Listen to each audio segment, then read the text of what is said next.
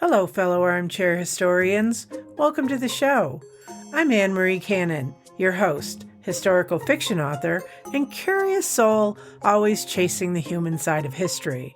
Show notes include my website, links to content discussed in the episode, how to support the show, and a free short story download that introduces readers to Bedlam from my soon-to-be-released historical fiction series.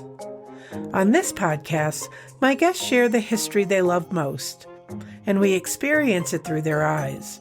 What fascinates them, what they've uncovered, and why the story still matters. Let's get into it. Hello, fellow armchair historians. I'm your host, Anne Marie Cannon, and today I'm joined by author Barbara Stark-Nemon. Barbara's work spans centuries and borders from 20th century Germany, shaped by war and displacement, to the perilous world of the Inquisition in Portugal, Spain, France, and Germany. Her newest novel, Isabela's Way, follows a 14-year-old girl navigating faith, identity, and survival through a clandestine network of safe houses, what Barbara describes as a 17th century version of the Underground Railroad.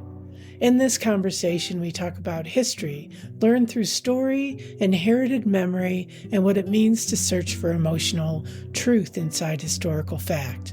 We explore refugees and resistance, unexpected allies, and the powerful ways family histories echo forward into the present. So settle in, because this episode reminds us that history is never just about the past. Barbara Stark-Nemon, thanks for joining us today. Welcome to Armchair Historians. Thank you, Anne Marie. And as I said to you previously, I am so delighted to have found you and found Armchair Historians. I have been hunting, listening, and enjoying this podcast. So thanks for doing it. Thank you. I appreciate that. And, we connected on a Facebook page for authors, and I knew right away, I had two people reach out to me that are historical fiction writers. You were one of them. And I was like, oh my God, this is a perfect match. I'm really excited to go on your journey with you about history. The first thing I ask is, what is your favorite history? As I responded to you, my favorite history is whatever I'm working on in my historical fiction journey. I love stories as a way to learn about particular eras of history. So I have done a deep dive into the experience of Germans in pre-World War I into World War II and after World War II in Germany.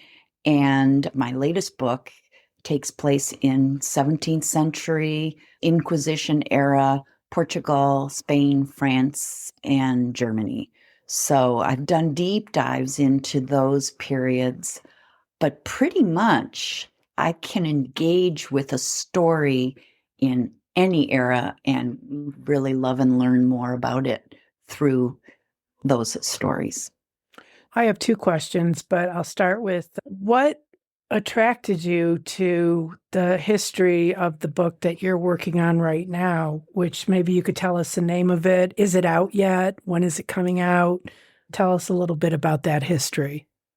My current novel is called Isabela's Way. It released on September 16th. I'm on book tour with it. It is the story of a 14-year-old embroideress who must find her way out of Inquisition-era Portugal through Spain and France into Germany in order to escape the inquisitors that are chasing her.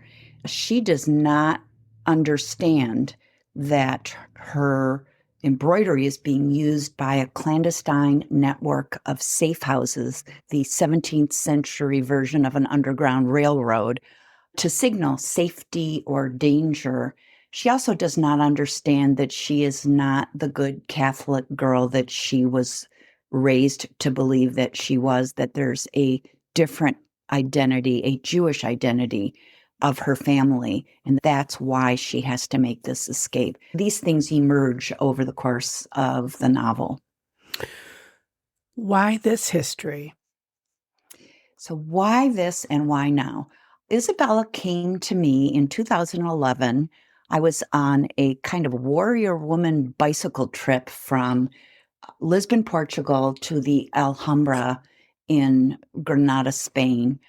We'd had some serious medical issues in our family. My husband was supposed to be with me.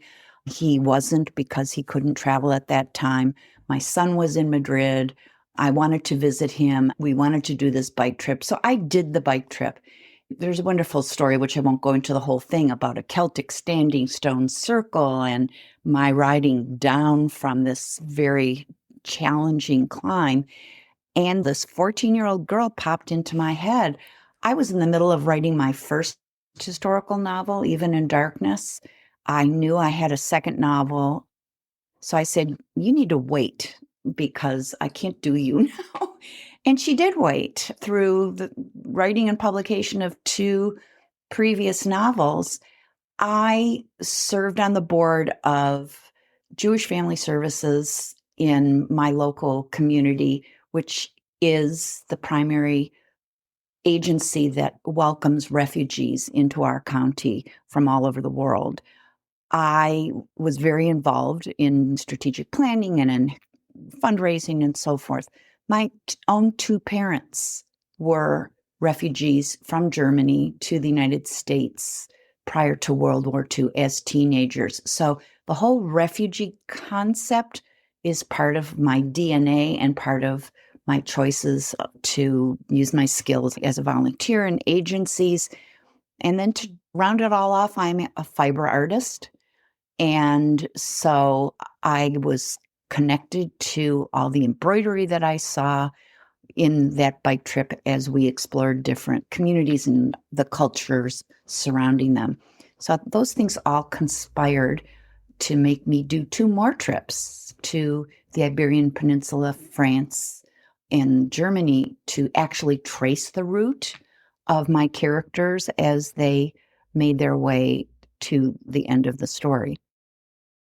Wow, I love that. That's how I connect to history as well, travel and family. There's a family connection to pretty much everything that I do as far as writing and documentary filmmaking. I know that's why I was so excited to see and read about all of the things that you're doing. Both of your novels weave together the personal and historical trauma with resilience and hope. How do you balance emotional truth with historical accuracy?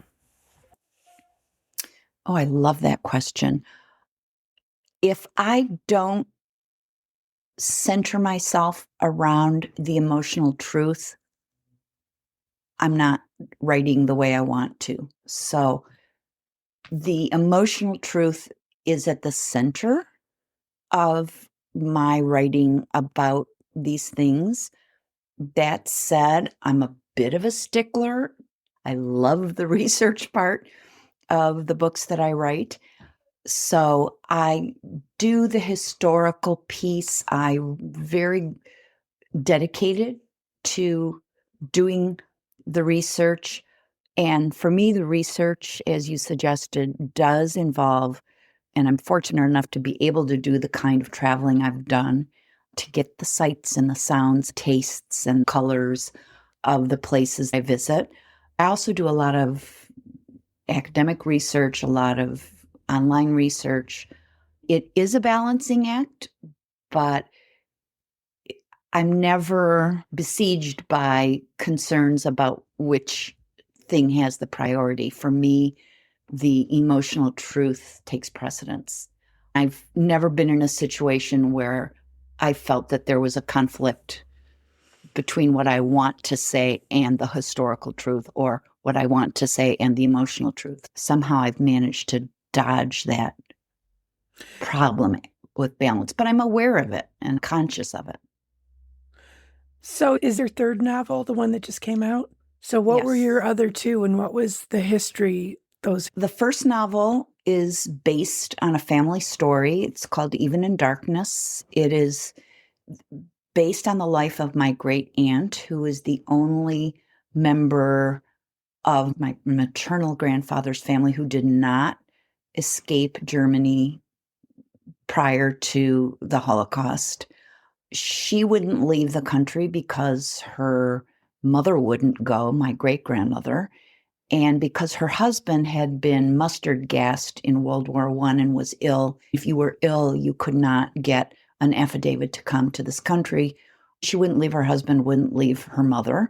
So she stayed, and she was a massage therapist. She ended up in an unusual relationship with the commandant at Thrace, a concentration camp. She survived, kept everybody alive, her mother and her husband, and then lost everybody she fought to save, but went on to spend the rest of her life with a Catholic priest half her age in the most transcendent relationship I've ever seen in Germany for all of her remaining years. Wow. And I got to know and love this woman and the priest. And I thought, this is a very different Holocaust story. Going back to what you said before about resilience, finding unexpected allies and being able to deal with unwelcome, unexpected events that happen to us, and then figuring out how to deal with it. She was the gold standard in my book. So I knew I had to write that story, and 85% of what happens in that book actually happened. My next novel is, some people would say, very loosely based on my own life, but it's a what-if book. What if things about my own life and my own family had turned out very differently? What would that look like? I love hard apple cider and had a dream of actually producing it. So I made my character do that. And so the book is called Hard Cider. It's a novel. It's contemporary. It takes place in Northport, Michigan, which is where we have a lake home. It's not historical, but heavily researched in the apple and hard cider production. It's a set piece for northern Michigan, beauty and lake country. That book had to come out. And then I went back to historical fiction with Isabela's Way. They tell you you're supposed to create a brand and stick to it. Not so much in my writing life. Yeah, I love that you're taking us on this journey. And what an incredible first novel. Like, so many things about it are contrary. And it reminds me of my mother when she was a child. Her family was executed in World War I as the Germans moved through Belgium during the rape of Belgium. I don't know if you've ever heard of that, but some people said it wasn't. I know it was because of what happened in my family. Her family was hiding under a aqueduct in Neuf, Belgium, and the Germans were on amphetamines. And the further they moved through Belgium, the more paranoid and violent they became. There was a crossing right in front of my great-grandmother's house. Some of them survived, some didn't. The mother of the 5 children was actually at my mother's wedding in France. These elemental family stories, we can talk about generational trauma. I believe in that, but I also prefer to think of it that these are ways in which we form our own sense of who we are and where we came from. And it feeds our sense of our own identity in ways that I find very powerful. So I think what you've just described is a perfect example of that. Knowing those stories and transmitting those stories to me is extremely important. And illustrating prompted me. This is the story of my heart, even in darkness, because it informed who I've become as a person. So this great aunt's brother, my grandfather, was one of the most important people in my life. And he was so close to her, even though they were separated by continents and years. Just observing that connection between the two of them and his stories about her stories about him trained me to think about people in really important ways. Yeah, that's interesting. We both know we're both connected to history in that way. Everything you just said is something that I've come to believe and think about as well. I think, like you said, genealogical trauma, but I always think about, with genealogy, all the near misses that had to happen for us to be here. I think that experience happened in my mother's family 25 years before World War II.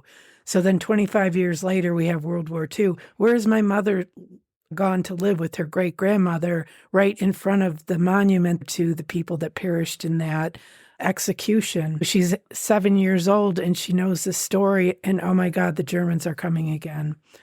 Her grandmother wouldn't leave, therefore her mother wouldn't leave Belgium. Finally, the legend in the family is they got on the last train leaving Belgium. They end up in a place called La Roche-sur-Yon, France, only to be occupied by the German military shortly thereafter. So she's living in this town at the age of 8. My mom tells a story. She's 8 years old. Her brother is 5.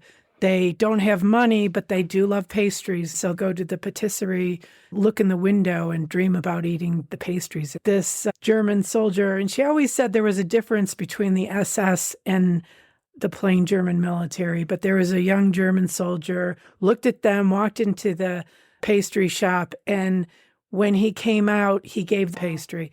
It shoots everything we believe about right and wrong, good and bad. That story always sticks with me. And I'm always interested in that nuance, the gray areas of situations like this. And that's why I love that. To me, in my great aunt's story, in Isabela's ways, in that story, I focus on unexpected allies. We have these narratives that if you're Jewish, all Germans were bad because of what happened during the Holocaust. But that's not true. You never know where you find, and the notion to identify where you can recruit allies when you're in trouble. If you let go of these preconceived notions and consider people for they really are and recognize that. There are countless stories about that. The really important notion, especially where we are in our culture and politics today, to resist being in a silo of black and white, because nothing's black and white. And that's a really good example, that pastry. That's an unexpected ally. Yeah, that's how this started, is you use that term. I like that, unexpected ally. And I have thought a lot about my family and the underground resistance. There were several of those in my family during World War II. And I have been thinking a lot about them since things have changed in the political landscape. I draw on their experiences and think about, well, what was that like for them? And I try to think bigger than the narrow-mindedness that I'm kind of drawn to, black and white.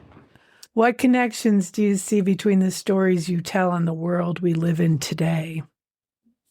Oh, my goodness. Like I said before, I worked for 15 years on the board of a refugee welcoming, very fraught situation, because Jewish Family Services started bringing Jewish Russian refugees into the United States. And then when that era ended, they were bringing Afghani and African and Syrian refugees who were escaping persecution in those countries. And that was a little bit fraught for a Jewish community agency, but the agency had no problem with it. Some of the other people did it because it's the right thing to do. These people needed help. We don't discriminate. My own parents were both refugees. So I was very involved in that. I started writing about this story of Isabela, and I had no idea when I started writing that book the fraught situation I would recognize in our country for immigrants and refugees, and the incredible politics around that. The reasons I started writing this story were, meaning this girl jumped into my head. I knew that my maternal grandmother's family in the 17th century, or actually into the 16th century, had left Portugal because of the Inquisition and went to Hamburg, Germany. Oh, I didn't realize that. That is fascinating. Yeah. So during COVID, I did your basic deep dive into Ancestry.com and actually found my ancestor who was born in Portugal in 1586 and died in Hamburg, Germany in 1640. I had already known my great-grandfather on that side was an armchair genealogist. I had this beautiful scroll in his handwriting. My great-grandmother's family, there's a famous Portuguese name, it was my grandmother's name. So I knew I had that background. When I did this bike ride, I wasn't thinking about that other than loosely. But by the end of that bike ride, I had seen so many places and had learned so much about the expulsion from Spain and Portugal over a couple of centuries that I realized this actually applies to me and my family. So isn't that something, how we're drawn to that history? It is. And I keep thinking a selfish kind of personal journey. But then I realized, no, this is iconic. This is the story of immigrants in so many different versions. It's the story of repression in so many different versions. And this is just one of them. So I felt like this story has some importance globally. The reason I started writing this story is very different over the 5 or 6 years between when I started writing it and when I published it. The world in the United States of America has changed so much regarding refugees and immigrants that the reason I started writing it and the circumstances in which I'm bringing this book out this year, a book about refugees, a book with Jewish content, very different than what I thought I was writing about initially. I'm very aware of that shift, and it's been kind of interesting. Yeah, it is interesting. I'm just relating on so many different levels as you talk. I read a book by Philippa Gregory called The Queen's Fool. Did you read that one? I love Philippa Gregory. Oh, so do I. That book got me really interested in the Spanish Inquisition, what happened to the Jewish people from Spain. I have a friend who is Mexican, and she did her DNA. It came out that one of her ancestors was Jewish from Spain. Oh, yeah. And so I've been like, that has always made me curious, that story. And it was deep in their past. And so this kind of speaks to that, this history that you're talking about. And then, of course, we come full circle in the whole refugee immigration issue in our country, around the world, come full circle. And I think that's what makes the work relevant. You talked earlier about the emotional truth, and I always start from that place too. What is the emotional truth as I perceive it? But also that is the thing that makes the story relevant. The reader, the listener can connect the dots back to today. I mean, that's everything right there. You definitely cover it all with the new book and everything you've said about it and how you've related it to today. And I think that's important. Yeah.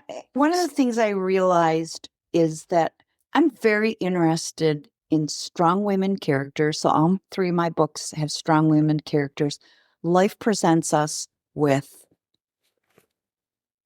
unpleasant, unexpected issues.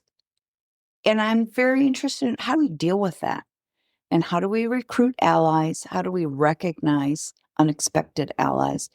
And then where do we go with that? And so that's kind of an overarching theme in all my books. And Isabela's Way is specifically about the refugee and escape. I'm always interested, how do we deal with that? How do we move forward in a way that is more positive than negative? How do we remain undefeated by those situations? As a reflection point, we both have family who have persevered through unconscionable situations. That tells me I can persevere through this because they did. And Yes. what I'm going through is nothing like they did. And I have their DNA in me. One of the things that just blew me away is some ridiculously high, and I don't want to say it out loud because I'm not sure. The number 78%, but I'm not going to, please don't hold me to that, of Portuguese people have some Jewish DNA in their profile. In 1492, with the expulsion from Spain of Jews and Muslims, many just crossed the border over into Portugal because they had not imposed the strictures of the Inquisition in the same way that the people in Spain did. And those people were conversos. They were people who converted to Catholicism. Some did it truly and became Catholic. Some did it, okay, I'm going to pretend I'm Catholic, but really I'm going to hold on to my Jewish heritage. But there was a tremendous assimilation of Jewish people into the Portuguese population. When I heard that statistic, I went, wow. You're talking about Mary Morris, who's a wonderful author who wrote a wonderful blurb for Isabela's Way, wrote a book called Gateway to the Moon that talks about that recognition and discovery that so many people in the diaspora from Spain and Portugal came to the New World, Mexico, New Mexico, into the United States, had this Sephardic Jewish background that no one knew about. These were all devout Catholics, but they discovered it. And their mothers would be lighting candles in the basement on Friday night. And nobody knew why that happened, but they just did it. It was part of their family tradition. So there were these Jewish elements of their lives that they didn't understand were Jewish until we got DNA. When we did my mom's DNA, she wanted to have it done and didn't have long for this world, so we did her DNA. And interestingly enough, some markers for Ashkenazi Jew. She grew up Catholic, and their story isn't the Jewish story, but it is peripherally the Jewish story. It's the persecution story. What else do you want us to know about this history that I haven't? As I've been on book tour, it's fascinating to me how little most people know about the Inquisition, which started in the 12th century and wasn't really put to sleep until 1830 something, I think 36 or 37. And it was such an important issue throughout all of Europe and into the New World. I knew about it, but not as much as I learned about it when I researched Isabela's Way. It's so interesting to me that that's an era of history that is less known. That was surprising to me. Perhaps it would be surprising to your listeners. How can we find more out about this history? I cover a lot of it in Isabela's Way. Read the book and, an author's note that sort of describes it. Read Mary Morris's Gateway to the Moon, which follows over centuries a family that discovers their heritage. And there's an amazing book by Ruth Behar called Across So Many. It's about 4 12-year-old girls over the course of 4 different centuries, starting in the Iberian Peninsula and ending up in Miami. Each of them experiences life as a refugee into the next era, going from the Iberian Peninsula into Turkey and then Cuba and then Miami. There are a lot of stories about it, but I'm sure there are also a lot of histories about it.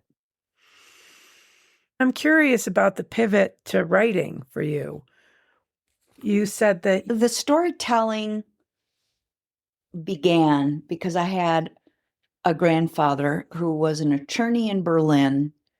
He was born in 1892, and he escaped Germany in 1938 and ended up working for a paper box factory in Detroit.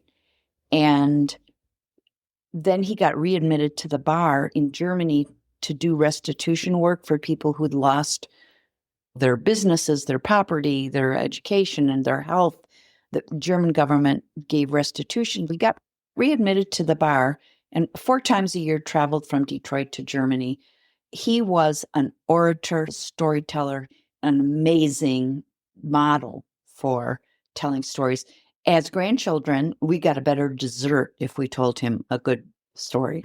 As a child, I was a very avid reader early on. I became an English teacher and a speech and language therapist. So I was teaching kids how to read and write. I was working with children who had challenges telling their stories, and I had to figure out what do they need in order to communicate more effectively. My bucket list item was to write a novel. I retired and started writing after a 30-year career in education and working in hospitals with kids.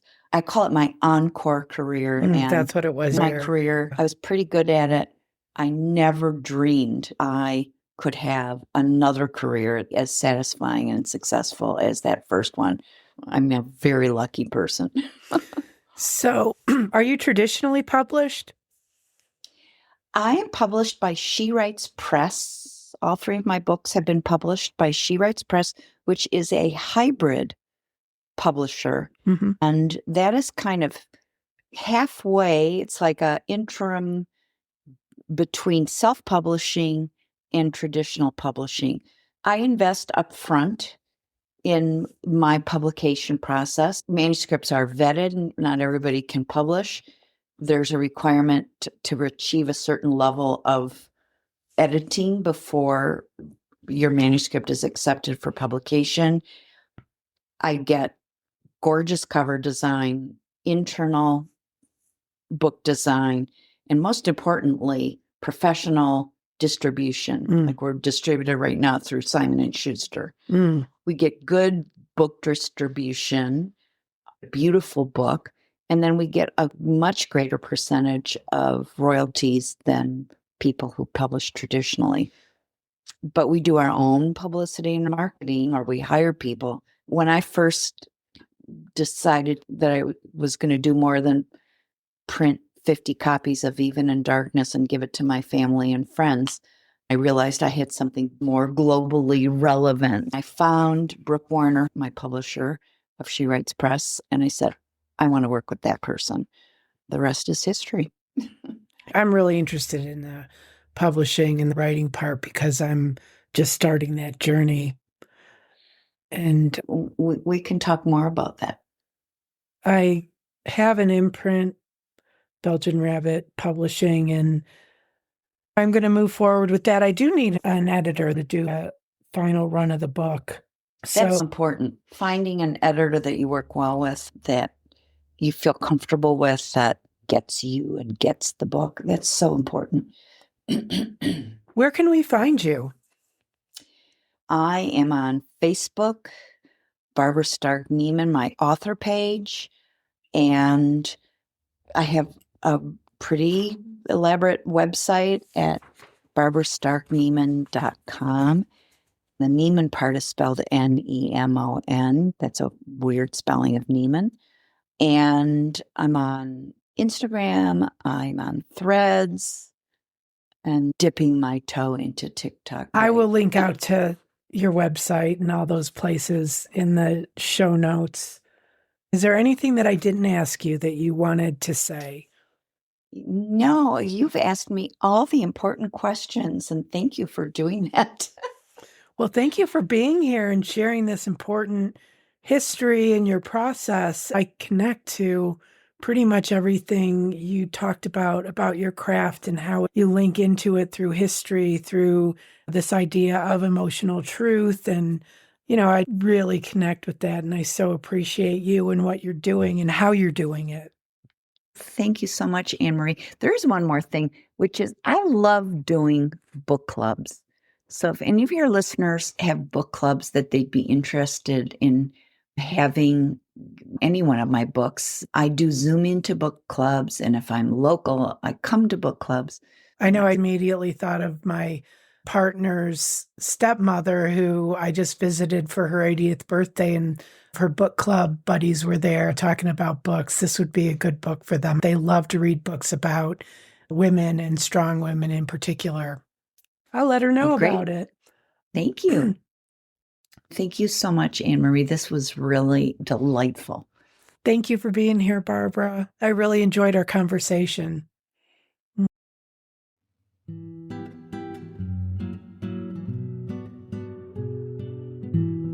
That was my conversation with Barbara Stark-Nemon, author of Isabela's Way, Even in Darkness, and Hard Cider. What stayed with me after this interview is how deeply personal history really is, how stories of migration, persecution, survival, and unexpected kindness don't stay neatly in the past. They live in families, they live in memory, and sometimes they surface years later as stories we feel compelled to tell. Barbara's work reminds us that history isn't just dates and events. It's emotional truth. It's the choices people make under impossible circumstances.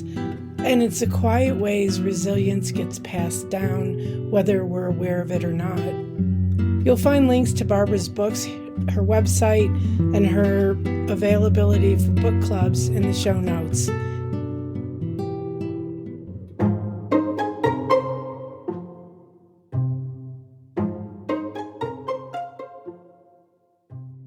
Thanks for spending time with me on Armchair Historians. If you enjoyed this episode, the easiest way to support the show is to follow or subscribe so you never miss an episode.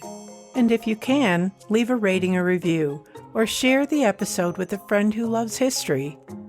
You'll find my website and links to everything we discussed in the show notes, along with ways to support the show more directly, whether that's joining the community, supporting financially, or simply helping more listeners to discover the podcast.